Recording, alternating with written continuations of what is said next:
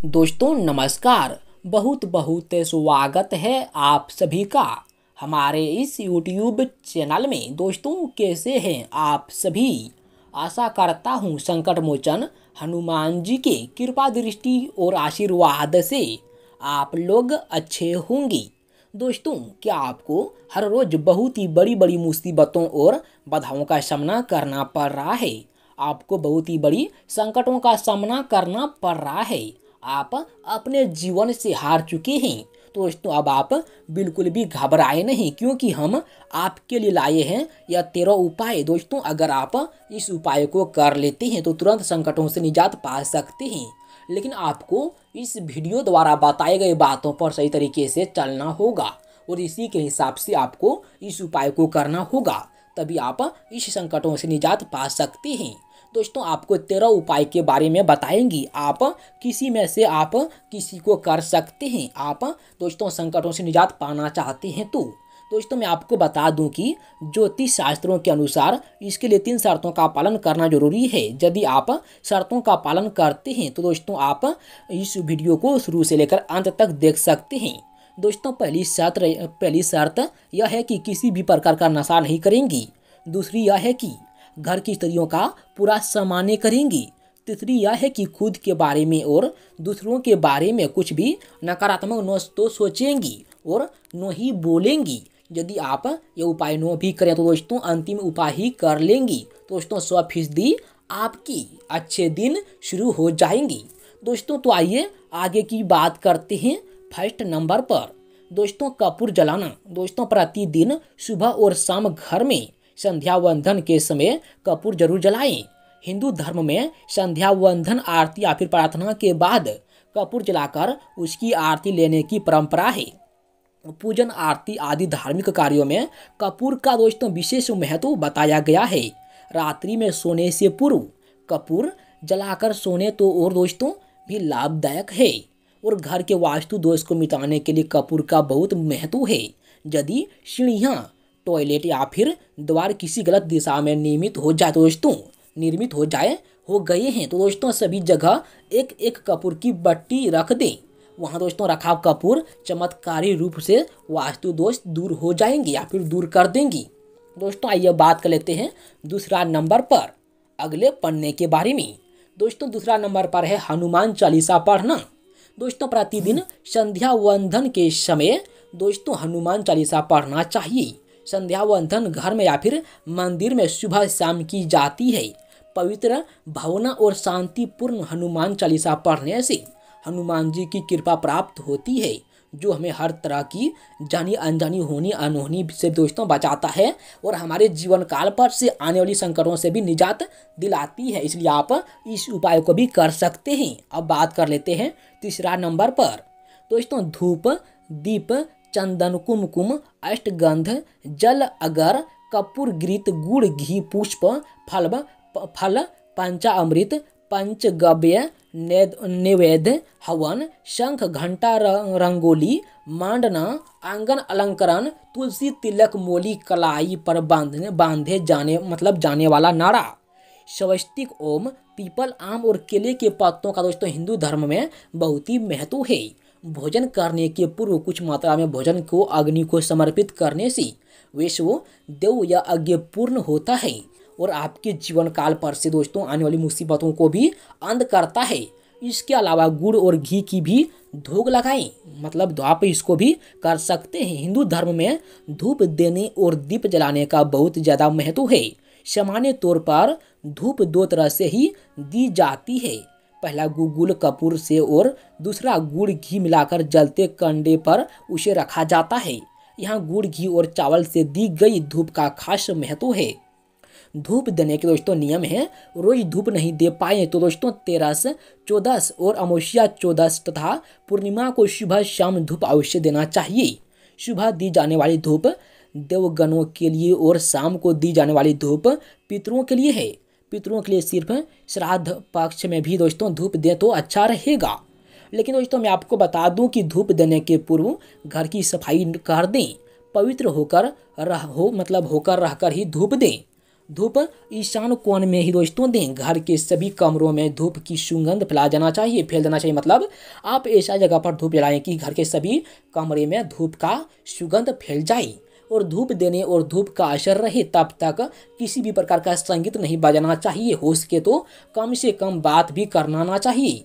कम से कम दोस्तों आप बात भी करें तो आपके लिए बेटर रहेगा। अब बात कर लेते हैं चौथा नंबर पर दोस्तों, नारियल का उतारा। पानीदार एक नारियल लें और उसे अपने ऊपर से 21 बार वारें। आप उसे अपने ऊपर दाएं तरफ से 21 बार घुमाएं। वारने के बाद दोस्तों उसे किसी देव स्थान पर जाकर अग्नि में जला दें। दोस्तों आप इस उपाय को भी कर सकते हैं। ऐसा परिवार के जिस सदस्य पर संकट हो दोस्तों उसके ऊपर से दोस्तों या वारें। ओके, वारने के बाद दोस्तों उस वक्त एक सेकंड दोस्तों मैं आपको बता दूं कि जिसको संकटों का सामना करना पड़ रहा है, जिसको या बाधाओं का सामना करना पड़ रहा है, इस नारियल को उसके ऊपर से आपको घुमाना है 21 बार। ओके, उक्त उपाय किसी मंगलवार या फिर शनिवार को दोस्तों करना चाहिए। आप इस उपाय को दोस्तों मंगलवार शनिवार कर सकते हैं। 5 शनिवार ऐसा करने से जीवन में अचानक आए कष्ट से दोस्तों छुटकारा मिलेगा। और यदि किसी सदस्य की सेहत खराब है तो उसके ऊपर भी यह उपाय उत्तम भी काम करेगा, उत्तम रूप से फलदायक रहेगा। आप इस उपाय को अवश्य कर सकते हैं, आपके लिए बेटर रहेगा। अब बात कर लेते हैं दोस्तों 5वां उपाय के बारे में। प्रतिदिन गुरुवार को मंदिर जाएं। शिव के मंदिर में सोमवार, हनुमान के मंदिर में मंगलवार, दुर्गा के मंदिर में बुधवार, काली और लक्ष्मी के मंदिर में शुक्रवार, शनि के मंदिर में शनिवार और दोस्तों विष्णु के मंदिर में रविवार को जाने का उल्लेख मिलता है। गुरुवार को गुरुओं का वार माना गया है। हालांकि गुरुवार का महत्व इसलिए नहीं है कि दोस्तों वह गुरुओं का वार है। दोस्तों दरअसल रविवार की दिशा पूर्व है किंतु गुरुवार की दिशा इंसान है। इंसान में ही सभी देवताओं का स्थान माना गया है। इसलिए जो व्यक्ति गुरुवार को मंदिर जाता है वह सभी देवताओं को प्रश्न करता है। देवताओं के गुरु बृहस्पति हैं दोस्तों। हिंदू धर्म में रविवार और गुरुवार को पवित्र और सर्वश्रेष्ठ दिन माना जाता है। इस दिन मंदिर जाने का महत्व अधिक है। दोनों में गुरुवार को प्रथम माना गया है। प्रतिदिन मंदिर जाने से सकारात्मक भावना का विकास होगा और यह आपके मन में और मस्तिष्क के लिए दोस्तों जरूरी है। यह भावना कई तरह के संकटों से बचा लेती है। आप इस उपाय को कर सकते हैं। अब बात कर लेते हैं 6ठा उपाय के बारे में। शास्त्रों तक समय का रखें ध्यान। दोस्तों आप इस बात पर ध्यान दें। शास्त्रोक्त समय का रखें ध्यान। पूर्णिमा और अमावस्या मान्यता के अनुसार कुछ खास दिनों में कुछ खास कार्य करने से बचना चाहिए। खास कार्य ही नहीं दोस्तों करना चाहिए बल्कि अपनी व्यवहार को भी संयमित रखना चाहिए। जानकारी लोग तो यह कहते हैं कि प्रतिस्पर्धा 11, 13 और 14 अमावस्या या फिर पूर्णिमा, चंद्र ग्रह, सूर्य ग्रह उक्त 8 दिन पवित्र बने रहने में ही भलाई है। क्योंकि दोस्तों इन दिनों में देव और असुर सक्रिय रहते हैं। दोस्तों इसके अलावा सूर्योदय के पूर्व और सूर्यास्त के बाद भी सतर्क रहने की जरूरत है। सूर्यास्त के बाद दिन अस्त तक के काल को महाकाल का समय कहा जाता है और सूर्योदय के पहले के काल को देवकाल कहा जाता है। उस काल में दोस्तों कभी भी नकारात्मक बोलना या फिर सोचना नहीं चाहिए, अन्यथा वैसा ही घटित होने लगता है। आप इस बात पर ध्यान दें, आपके लिए बेटर रहेगा। अब बात कर लेते हैं 7वां उपाय के बारे में। दोस्तों सच बोलें, वादा निभाएं। अगर आप सही बोलते हैं, सही सच बोलते हैं लोगों के सामने और अपना वादा निभाते हैं तो आपके जीवन काल पर से मुसीबतों का निवारण हो जाता है। दोस्तों मैं आपको बता दूं कि प्रचलित मान्यता और जनश्रुति के अनुसार आपको आपके पितर और देवता सुन रहे हैं। आप जो कुछ भी बोलते हैं वो आवाज़ या फिर ध्वनि विद्वान रहती है। आपके बोलने का असर होता है। देवता उनके साथ हैं जो सच बोलते हैं और वादा निभाते हैं। बहुत से लोग अपने स्वार्थ के लिए या फिर निष्प्रयोजन झूठ बोलते रहता है और दोस्तों वे हर वक्त झूठी कसम खाते रहते हैं। उनमें भी वे लोग अपराधी हैं जो कसम खाकर, झूठ बोलकर और धोखा देकर अपना माल बेचता या फिर व्यापार करते हैं। बहुत से लोग कई तरह का वादा करके मुकर जाते हैं। यदि आप में इस तरह की आदत है तो दोस्तों इसे सुधारना जरूरी है, अन्यथा आपकी प्रार्थनाओं और कामनाओं का कोई महत्व नहीं है। लेकिन अगर आप सही बोलते हैं, सही वादा निभाते हैं, तो आपको संकटों का भी सामना नहीं करना पड़ेगा और आपको सभी मनोकामनाओं का पूरा मतलब आपका सभी मनोकामना पूरा भी हो जाएगा। अब बात कर लेते हैं 8वां उपाय के बारे में। दोस्तों, गाय, कुत्ते, चींटी और पक्षियों का दोस्तों भोजन खिलाएं। आप उसको भोजन खिलाएं। दोस्तों, वृक्ष, चींटी, पक्षी, गाय, कुत्ता, कौआ, आसक्त मानव आदि प्राणियों के अन्य जल की व्यवस्था करने से इनकी हर तरह से दुआ मिलती है। इसे वेदों के पंच अंगे में से एक वैश्व देव यज्ञ कर्म कहा गया है। दोस्तों, यह सबसे बड़ा पुण्य माना गया है। दोस्तों, मैं आपको बता दूं कि कछुओं और मछलियों को नित्य आटे की गोलियां खिलाएं और चींटियों को भुने हुए आटे में बूरा मिलाकर बनाई पिंजीरी दोस्तों खिलाएं। दोस्तों, मैं आपको बता दूं कि प्रतिदिन कौवे या फिर पक्षियों को दाना डालने से तृप्त होते हैं, ओके ना। और प्रतिदिन चींटियों को दाना डालने से कर्ज और संकट से मुक्ति मिलती है। और साथ ही साथ प्रतिदिन कुत्ते को रोटी खिलाने से आकस्मिक संकट दूर होते हैं। और साथ ही साथ प्रतिदिन गाय को रोटी खिलाने से आर्थिक संकट दूर होती है।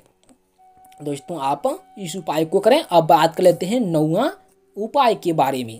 दोस्तों, कालिका माता से क्षमा। अगर किसी मानसिक कलह, तनाव या फिर परेशानी से जूझ रहे हैं तो शुक्रवार के दिन माँ कालिका के मंदिर में जाकर उनसे अपने द्वारा किए गए सभी जाने अनजाने पापों की क्षमा मांग लें और फिर कभी कोई बुरा कार्य नहीं करने का वादा कर लें। ध्यान रहे, वादा निभा सकते हो तो ही करें, अन्यथा आप मुसीबत में पड़ सकते हैं। यदि आपने ऐसा 5 शुक्रवार को कर लिया तो तुरंत ही आपके संकट दूर हो जाएंगी और यह संकट कभी भी नहीं आएंगी अगर वीडियो के अनुसार बताए गए बातों को सही समय से सही फॉलो करेंगे तो। दोस्तों, 11 या फिर 21 शुक्रवार कालिका के मंदिर जाएं और क्षमा मांगते हुए अपनी क्षमता अनुसार नारियल, हार, फूल चढ़ाकर प्रसाद बांटें। माता कालिका की पूजा लाल कुमकुम, अक्षत, गुड़हल के लाल फूल और लाल वस्त्र या फिर चुनरी अर्पित करके भी कर सकते हैं। भोग में हलवे या फिर दूध से बनी मिठाइयों को भी चढ़ा सकते हैं। अगर पूरी श्रद्धा से माँ की उपासना की जाए तो आपकी सभी मनोकामना पूरी हो सकती है। अगर माँ प्रसन्न हो जाती है तो माँ के आशीर्वाद से आपका जीवन बहुत ही सुखद हो जाएगा और आपका हर मनोकामना पूर्ण होगा। घर में कभी भी धन संपत्ति का कमी नहीं होगा। अब बात कर लेते हैं 10वां उपाय के बारे में। दोस्तों, जल अपरण करना। दोस्तों, एक तांबे के लोटे में जल लें और उसमें थोड़ा सा लाल चंदन मिला दें। उस पात्र को अपने सिरहाने रखकर रात को सो जाएं। आप उस पात्र को जल रखकर जो आप लोटे में जल रखे हैं वह अपने माथे के नीचे जो खटिया पर सोते हैं या फिर आप पलंग पर सोते हैं उसके नीचे में रखकर सो जाएं। दोस्तों, प्रातः उठकर सबसे पहले उस जल को तुलसी के पौधे में चढ़ा दें। ऐसा कुछ दिनों तक करें, धीरे धीरे आपकी परेशानियां दूर होती जाएगी। अब बात कर लेते हैं 11वां उपाय के बारे में। दोस्तों, हनुमान जी को चढ़ाएं चोला। 5 बार हनुमान जी को चोला चढ़ाएं तो तुरंत ही संकटों से मुक्ति मिल जाएगी। इसके अलावा प्रतिदिन मंगलवार या फिर शनिवार को बड़ के पत्ते पर आटे का दिया जलाकर उसी हनुमान जी के मंदिर में रख जाएं या फिर रखाएं। ऐसा कम से कम 11 मंगलवार या फिर शनिवार को करें, संकटों का नाश होगा। अवश्य कर सकते हो। अब बात करते हैं 12वां उपाय के बारे में। दोस्तों, छाया दान करें। शनिवार को एक कांसे की कटोरी में सरसों का तेल और सिक्का, रुपया, पैसा डालकर उसमें अपनी परछाई देखें और तेल मांगने वाले को दे दें। या किसी शनि मंदिर में शनिवार के दिन कटोरी सहित तेल रखकर आ जाएं। यह उपाय आप कम से कम 5 शनिवार को करें तो दोस्तों आपकी शनि की पीड़ा शांत हो जाएगी और शनि की कृपा शुरू हो जाएगी। आप इस उपाय को भी कर सकते हैं, आपके लिए बेटर रहेगा। अब बात कर लेते हैं 13वां उपाय के बारे में। दोस्तों, जप से मिलेगी संकटों से मुक्ति।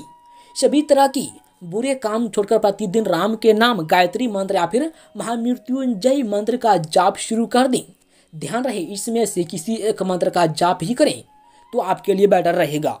कम से कम 43 आप जानते होंगे 43, कम से कम 40, 3, 43 होता है दोस्तों। 43 दिनों तक लगातार इसका जाप सुबह और शाम नियम से करें, ओके ना। आप सुबह शाम 43 दिन तक लगातार नियमित रूप से नियम से करें। इस जाप का असर जब शुरू होगा तो संकट भी धीरे धीरे दूर होने लगेगा। और उस वक्त जाप के दौरान झूठ न बोलें, तामसिक भोजन न करें और किसी भी प्रकार का नशा न करें, अन्यथा इसके बुरे परिणाम भी हो सकते हैं। इस बात पर ध्यान दें। राम का नाम तो आप दिन भर जप सकते हैं। कलयुग में राम के नाम से बड़ा कोई उपाय नहीं है। जी हाँ दोस्तों, आप कलयुग में राम का नाम जपें, आपके जीवन काल पर कभी भी मुसीबत नहीं आएगा। हनुमान जी का कृपा बना रहेगा, बालाजी का कृपा बना रहेगा, संकटों का नाश होगा। तो 13वां उपाय के बारे में बता दिए हैं। सारी बातें समझ में आ गया होगा। वीडियो लंबा हो गया है, वीडियो को समाप्त करते हैं। कमेंट बॉक्स में जय हनुमान, जय वीर हनुमान, जय संकट मोचन हनुमान, जय श्री राम, जय मां काली अवश्य लिख दे, कमेंट बॉक्स में लिख दे। और वीडियो को लाइक कर दे, चैनल को सब्सक्राइब कर दे। राधे राधे, आपका दिन शुभ हो।